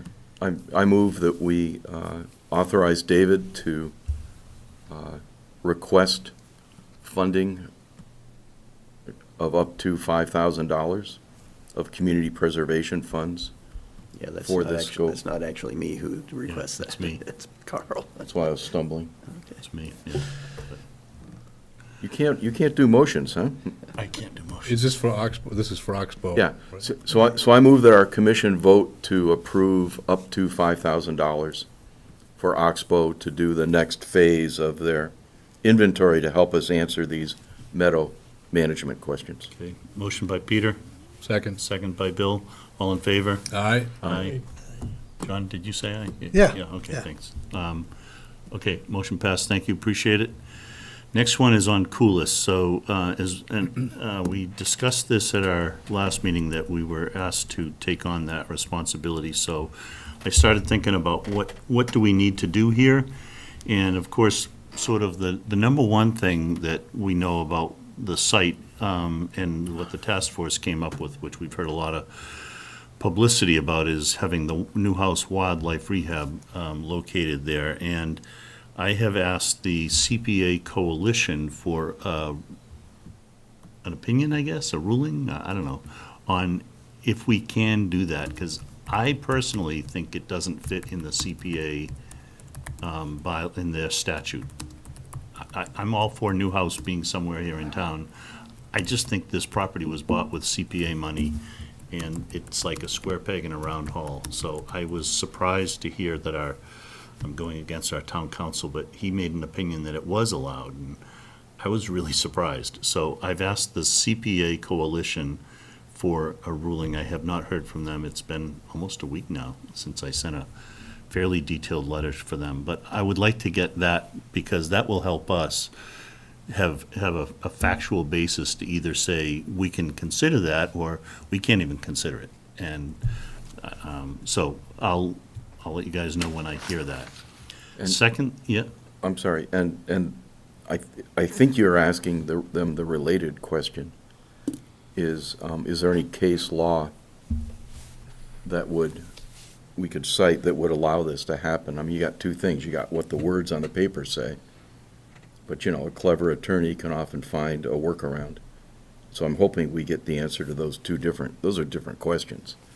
yeah. You know what I'm saying? Like, Yeah, I mean, it's can hard we to do say. it? I Can mean, we it's find a clever way to do it? Well, and do we want to? So, but I would like to get I don't think it's out of the question that they come back and say, there's no way you can do this. It does not meet the Yeah, CPA's. how is it conservation? How is it housing? How is it historical preservation? It's just none of those three. It's It's not maintenance. well, no, but it's, the CPA money, I think you were on the thing, you get housing, you get historical, you get conservation. Okay, maybe it's housing for critters, but But how is it not, that's not, but how is it not it's not conservation? land conservation. Conservation is always about open space. It's always limited to land, It's open space and land. even though our mission, our charter It's includes the habitat. spirit of this, of the CPA would include it, but it's Got not it. in the wording. If you read the wording, Right. it's like, no way. I just, Right, and right, and it's not maintenance of recreation. yeah, it's just not there. But, If it gets So- pursued, it'll be by somebody else, not us, yeah, for the new house. yeah. Well, So- wait a minute, I'm sorry, so see if Jane will have a petting zoo, and then it's recreation. I'm not joking. I mean, Yeah, there's gotta well- be something like that that could be done, not just That's- a black and yeah, white legal yeah, opinion. yeah. Well, Just saying. let's start with this. Is it up to us to decide whether that goes there or not? Well, it would have to, we would be a part of the process. It would still, I think it would have to go to town meeting. I'm almost certain it would have to go to town meeting, because it's such a big lease. It would certainly go back to the select board for them to vote on it. My read on that is it's not a slam dunk there to have that happen. Is it premature for us to talk about what we would vote for if it was allowed? Is it too early to talk about that? I mean, do we feel favorably inclined if we can make it work? Or you want to defer that Yeah, till later? I'm not ready yet. I'm not. Okay. I'm I'm not very in mixed favor of on it. it. It's something that I'd be wrestling with that. I wouldn't know how to Yeah. vote on that. Yeah, Okay, well, It may come down to location, location, location. yeah. Do you want to put it right out in the middle of the field? You know? Well, so our friend, one of the lawyers, not lawyers, one of the engineers, Casey, is the one who has developed a plan, including land and building. It's not, it's a concept. It's not it's an architectural concept. And they're looking for a couple of acres, and it would have to be up front. It would not be pushed back. So that's at Coolest. But Any of the sites been brought forward? there's a lot of sites that get thrown out. John's mentioned the Richardson Road Richardson DPW Road. site. That's what I thought in the The beginning. Misty Meadows been brought up. Richardson Road's perfect. Somebody mentioned the place on River Neck that, Paul didn't like something about that. yeah. I Something know. on River Neck, the one that we wrote the letter to the select board about that one. There's a lot of properties in town that people bring up. but There's problems. Yeah, there is a lawyer helping Newhouse to help find, to work through this. So I think from our point of view, we need to get this kind of a reading first. We just need to get that. I don't want to spend any more time on that part of this until somebody says either it's dead, there's no way, which is kind of what I think, or no, there's a path forward. It's a difficult path forward, but it's a path forward. And Newhouse has been told, Jane Newhouse has been told, if this were to happen, you're talking years, Years. 3, 4, 5 years, something like that. This is not and that's just to get approval. That's not even to get, because the CR would have to be done. Yeah, the CR We're would just have to doing the allow CR it. now for Warren Poll, and it's 4 years later, 3.5 years later. So then it would be approval, then they could start breaking ground. And I think she's a lot more anxious, and rightly so. I've seen her operation. It's a really great operation. She does great work, and I really, really would like to see her stay in town would be number one. An adjacent town would be okay too, but they bring a lot to the area. It's really, really good. So I'm kind of just telling you where we are and what I think we need to do going forward. We got to start the CR process, which includes getting a grantee, and I have discussed it with Dale a little bit. He's not said yes or no. He said if they did do it, they would request money, which makes sense because they recognize now they should have money in the long term for doing the regular audits. But Sudbury Valley's on our radar as well, and we could maybe find some other place as well. So we're not there yet, but we got to start that process. Somebody stand up. Last call. Last call. Last call for alcohol. Hello, where's the? apparently we're invisible. There you go. Thank you, David. Okay. And that, also, we need to have a draft of the CR before we really start the BDR, the baseline document report. That would have to happen. But in the very short term, what I'd like to do is get our Concom to go visit the site, including all the parcels with David.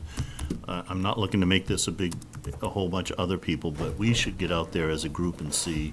I know you've been there, John, I've been there, most of us have been there, but I'd like to do it as a group, and get there and just kind of walk the main parcel. We don't have to do every foot of it, but the gist of the main parcel, the parcel across the street, and then the parcel two parcels on the other side, on Hunt Road. So I'd like to have Chris there too, so it might be a little while until we get all of us that we can schedule and make that happen, but does that make sense? Mm-hmm. Yeah, I've been out there. Yeah. But I think it'd be good if we all do it together as best we can. It may not be perfect to get 6 plus David, 7. So it might be a midday or late day kind of a thing, if we can make that work. Chris is still working, the rest of us can make it work during the day. Well, you're working, right? I know the site. Yeah. Just Still, ask we me. still want your input, John. We want you there, so. Phil's got it all planned. So, okay, so then I would also like to get the task force, so I know Mike Raisbeck did a presentation for the select board, so Yeah. have him come in again. And also John Ray, who was the guy picking up the maintenance there, have him come in front of us as well, and just kind of understand what they're planning to do and what they're doing and what we think they should keep doing and maybe not keep doing, if that makes sense. So that's just, I just was trying to think through of how we move forward on Coolest. I think people are looking for things to happen fast. I mean, people can go to the site, they can go walk the trails that are there now. There's parking, so that's all good, that's all fine. I think Caroline is she doing some work there? They had the field once. Okay.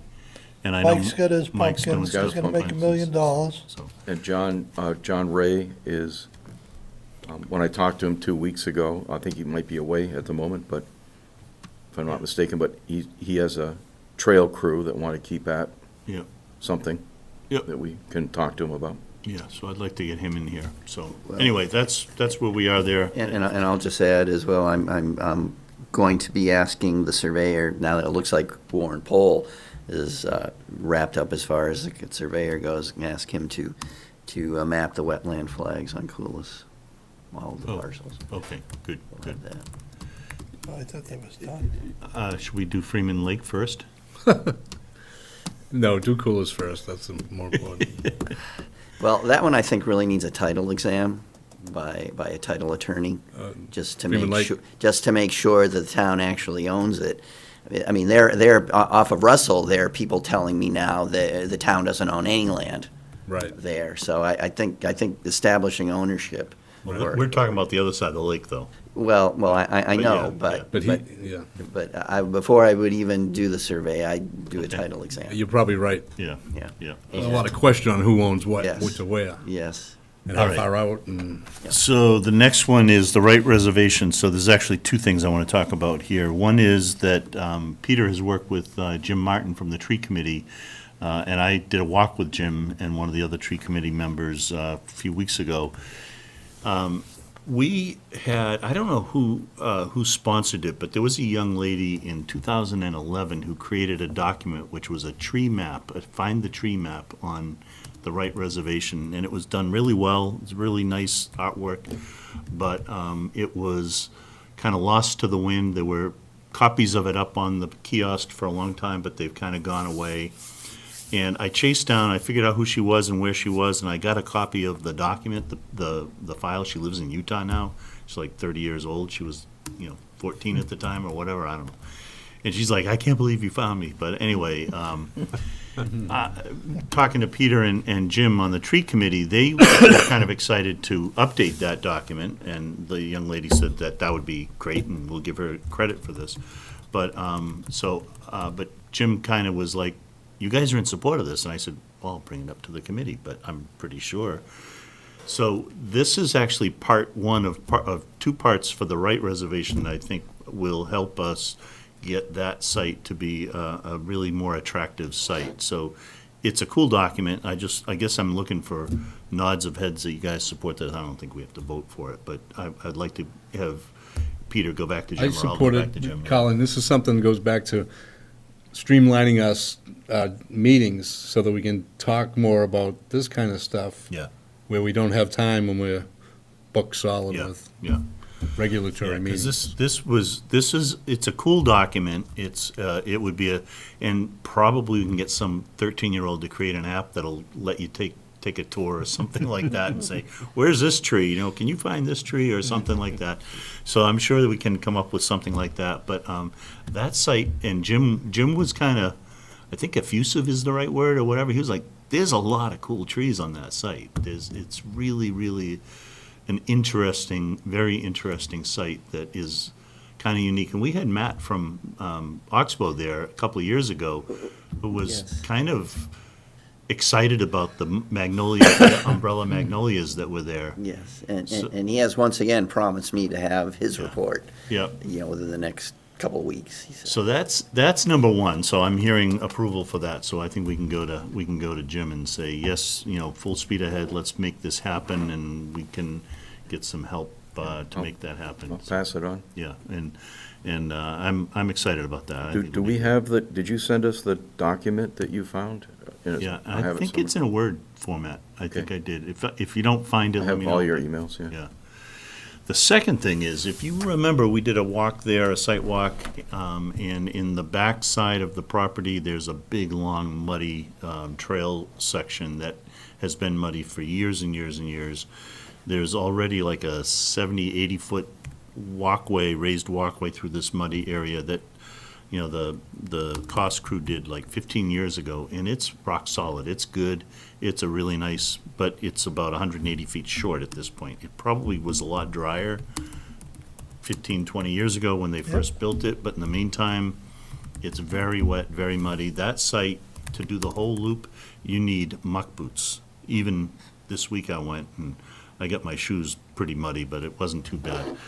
So we've talked about putting in some kind of a walkway in there, and Steve Mayotte and I and a couple other people, we've been coming up with ideas, and we've found this, Bedford did, I think somebody posted it on Facebook, a picture of a walkway that they did in Bedford, and I haven't seen it. I've seen pictures, and Steve went down, and he said, this is very cool. And what it is they get black, like 8-inch or 12-inch, and in our case, 8-inch will be fine, corrugated, stormwater corrugated black pipe, and you cut it to just a little wider than the width of your walkway, and you cut just a slot, 3 slots, where your 2x will sit into and rest on the plastic above the plastic, and then you build your decking on those stringers. And it's really easy to put it in place. They're very light. You can, very portable, very lightweight, and you can adjust them as you're building them, or you can build some of it offline. So kind of how this all happens is we cleared out the barn at Warren Pole. We cleared out the pole barn at Warren Pole, which is the open barn. We now have a really good work area and a place to store material. So if we get all this material, we can store it in the barn until we get it fabricated. We have power on that site. We can now cut some of this stuff on site there, stage it there, kit it, so to speak. And then Steve's truck is he's got a big gate truck. We can load up either sections or whatever, go the mile or so it is over to the right reservation to the back entrance, and then it's just a short walk through the woods, and you put it in place. You do a section, do a few sections, come back another day, do the rest. So the plan would be, it's still not cheap. You'd like to think things are cheap, but right now we're talking somewhere around $6,000 for all the material, because we also looked at the whole site, and so we have 180 feet of walkway here, which we measured yesterday. We also have about 6 or 7 other walkways on the site that need replacement, including one that was never built that we went, why isn't there one here? It's real muddy. Like this one, it would be 8 feet or 10 feet, something like that. So when you add all of the materials up, we're talking $5,000, $6,000, $7,000. I'm going to come to you guys with an official request probably in 2 weeks. But right reservation, we have a fund, so the approval would just be the approval to take the money out of the trust fund. And there's plenty of money, and that makes this site completely walkable, the whole loop and everything all year round. And I will work with David on an RDA for this, because it is in a wetland area. It's pretty straightforward, it's all hand stuff. I don't know if we'd even might have a tractor going down the hill in the upland area, but that's it. Pretty straightforward. I think the funding is a no-brainer. I know how to get the funding from, you have to get approval from actually, you guys know that the town council has resigned? They're moving on. So there's gonna be a new town council. didn't know Yeah, that. Haverty is moving on. I'm sure he's transitioning, so not just totally disappearing, but they are moving on to another town council. That's public. I mean, that was in the select board meeting last week, so that's not something new. So anyway, that's what I'm looking for. I'm kind of giving you the heads up on it as opposed to. I think that's a good idea. I like the pole bond deal, Yeah, start using it that. kind of for- all came together like, oh, now we have a place to build it. We have a pretty Right. cool concept. And I'll let you guys know so you can come have some fun doing the building and get your muck boots on when we go do the installation. But I'm pretty excited about it because I think it'll be good. And we can use this same concept. Even at Warren Pole, there's a couple of side trails that come through mucky area, like on Hall Road, with the one on the side from Hall Road. We could do the exact same thing there. In fact, we talked about doing that as a pilot. Like, let's just try it there and see how it works there before, you iron out the kinks Right, and then say, right. okay, now we're going to do 180 feet of it on the other side. Okay.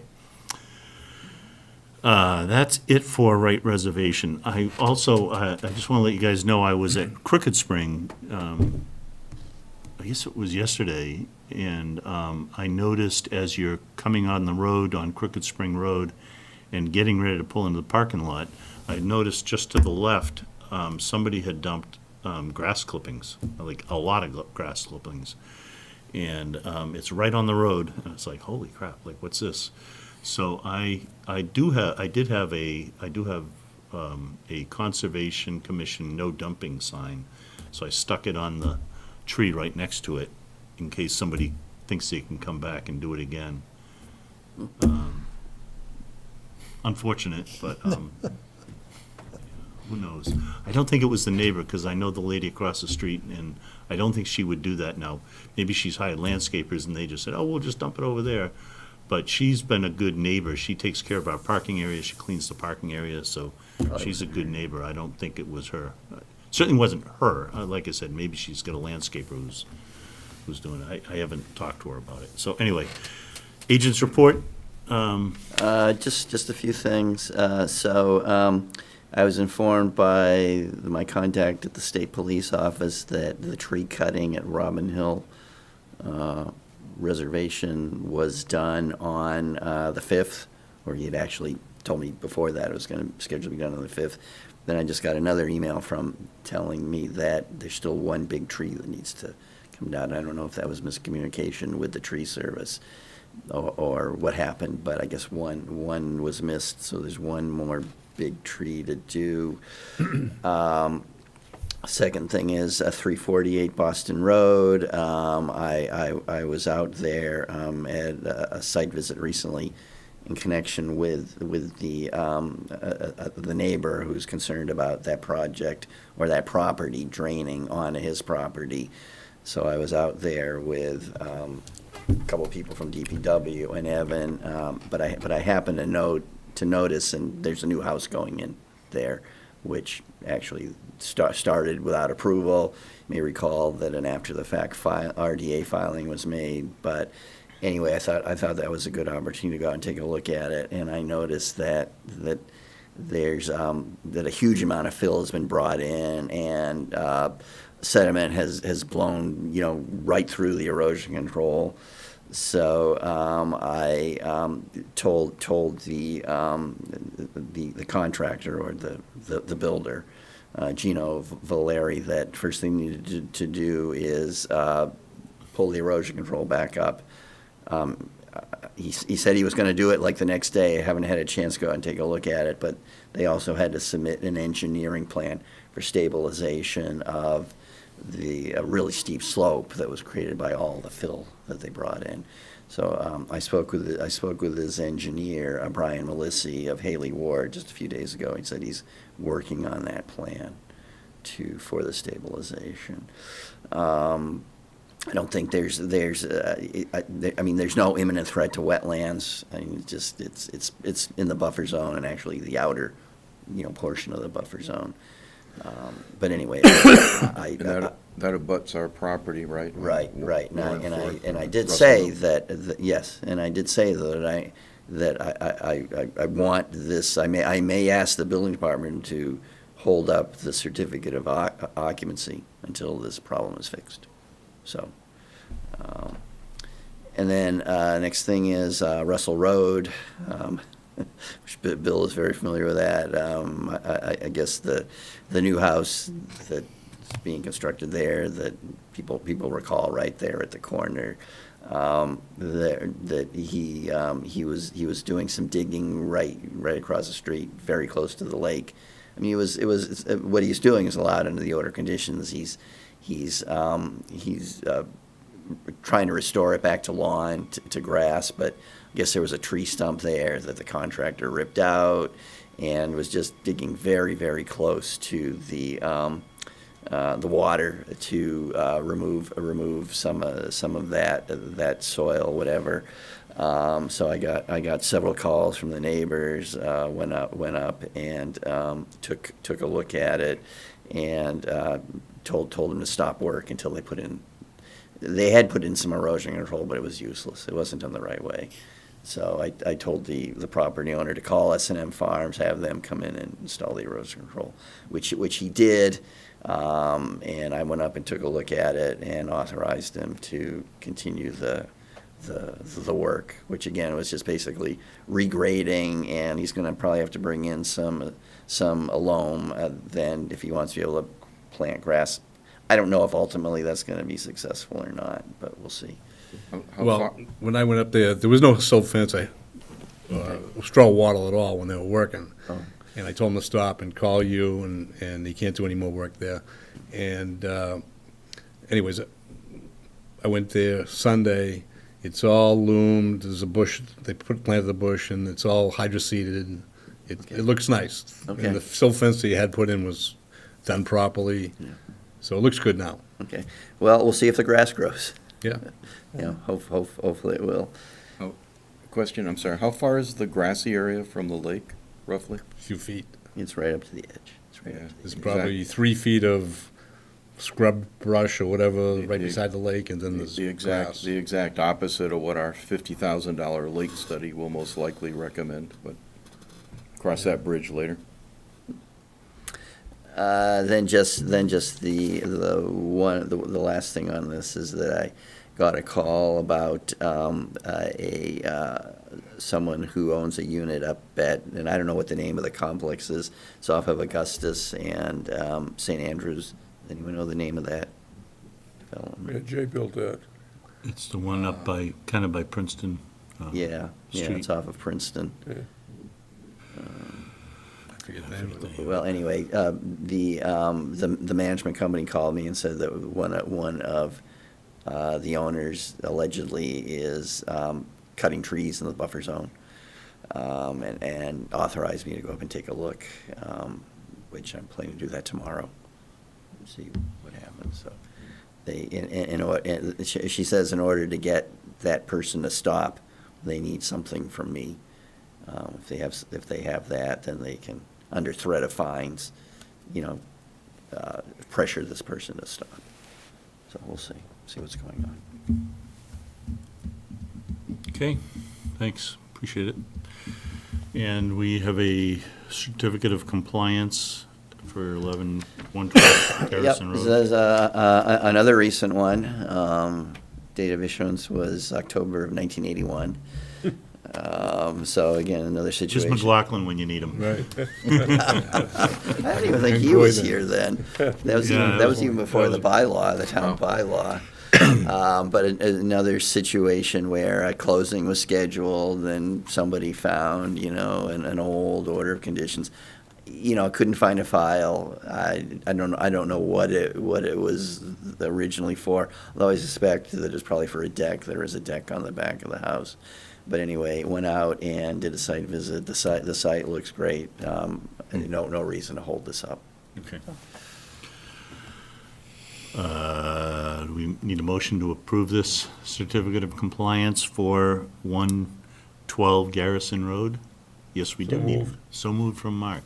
Second. Second from Bill. All in favor? Aye. Aye. Opposed? None? Okay. We will sign on the dotted line. I got a couple things when you. Yeah, Bill, go ahead. First of all, thanks for the plans, the paper plans. Makes Yeah. it makes it a lot easier. That's good to know. That's good to know. Did you ever get a tree estimate for those trees on the conservation land that they were in last meeting? There was the 3 trees they wanted to cut It was, remember, it was, Oh, yes, yes. did you ever come up with, That one turned out to be interesting. Remember, we got, the neighbors got an estimate of $5,000. Right. From Iron Tree Service. right? Turned out that did not include prevailing wage rates. So I asked for a revised estimate, 7,200. Did they get other Should have estimates just too? approved it. Why is Right, it? Because we're paying for it? Has to be prevailing wage? Well, no, because it's on town land, and I didn't know that any kind of work on town land has to pay prevailing wage But are they rates. still getting other Yes. estimates? Yes, so I got, I asked Marquis, well, the neighbors had gotten an estimate from a Marquis, which was even more than the 5,000, which, and I don't know whether that that reflected a prevailing wage rate, so I've asked them for a revised estimate. But I actually got, just today, I got an estimate from Arbor East, which is actually $50 less, $49.50, which is for prevailing rates. So there's little doubt about where we're. So that's good, though. Yes, yes. Yeah. So, Yeah. but I, Good work. well, it was actually Paul and Christine. It was Christine told me we needed to pay prevailing wage So it's a rates. couple $1,000s. That's right. If you go to the 72 right. to 49. Oh, Christine Clancy. Christine Clancy. David, do you feel that things are easier with some of the things we put in place, or Yes, your Yes. job's easier? Yeah. That was a goal of We that meeting. closed a couple too, so. yes, No, but just in general, yes. regardless Yeah. of those other meetings. But, Yes, okay, good. And definitely. I mean, I'm just speaking for myself, but if there's other suggestions to push things along and make things easier, because like I was saying earlier with Carl's doing the projects, if we get away from doing the regulatory as much as, if we get bogged down in that too much, then we can't do the things like the trail. The fun stuff, I think. Yes. And I don't know if all of us realize the amount of work that, I was a Saturday or Sunday, I went up to Warren Pole, Carl, and there's 3 or 4 other guys covered in soot from cleaning out that pole barn. You know, I don't think I appreciate the efforts that, people don't see all the Right. extra things that people do. I mean, you're volunteers and you like doing it, but I went up there, I got out of there as fast as I could because I didn't want to get put to work. But no, there was 3 or 4 guys up there, close. right? Like, I don't know, get too yeah, close, I know, Bill, I and, know. yeah, we're- But I appreciate what you do because that was not an easy job. It wasn't a clean job, so. But that's a perfect spot to have a little workshop. Keep all your stuff in. It's a really good Yeah, spot. so use that, and then if we get into doing more work on the different sites, yeah. you can use that, you got a big storage area to store things, and you can work out of that spot, so it makes it easier, so. Yeah, in anyways, fact, I appreciate your efforts. I also want to get us a electric mower for just around that area, and I suspect we'd probably use it at Coolis as well, but certainly at Warren Pole. Steve cuts the grass, but around the barn and all that, you can't cut with the, with the It's tractor. too big. You can't do that, so. So you want a DR mower, Yeah, what's that? a string mower, DR string mower? No, just a, like Push an lawnmower? Ego, something like Push that. lawnmower. Why is it gonna be electric? Because then we don't have to store any gas there.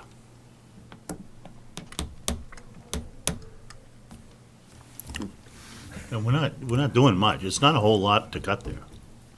So, okay, I think that's it. Meeting minutes. I don't think we have those meeting minutes No, yet. we don't Vivian's, have any more. Just have something small to bring up. I mentioned this at the Chelmsford Water District. Those containers are still on Route 3, the ones they cleaned up the soils with. They promised it'd be out of there by now. I don't know if you have any pull, but I think if we get it from more people in just the district, from conservation, if you can get a call on Barton. oh, you're talking about on the big highway, spill, on the yeah. highway, Yeah. I think the Wilcox engineering and is Barton. Barton. What is it, Peter? The consultant was Wilcox and Barton. Wilcox and Barton, And the right. LSP was Amy, Gave me somebody, yes. I should know. I mean, if you can put a bug in the area, I just don't like, they've been sitting there, and I know they're watertight, they're covered, they're lined. So, But so I this, thought so this so. is along the highway? Yeah, it's right off, when you Power come off of lines. 129 heading 129. north on Route 3. They're right to your right-hand side. There's probably a dozen or more there. Kind of under the power lines, right? Yeah, yeah. There's a Do you- big Do you area. know, do you know what their official name is? Wilcox and Barton. No, the containers. No. Okay. Containers full of Like junk. Carboys or something like that, or? Yeah, I mean, the big question in my mind is why aren't they moving? Did they Right. find something else in the soil?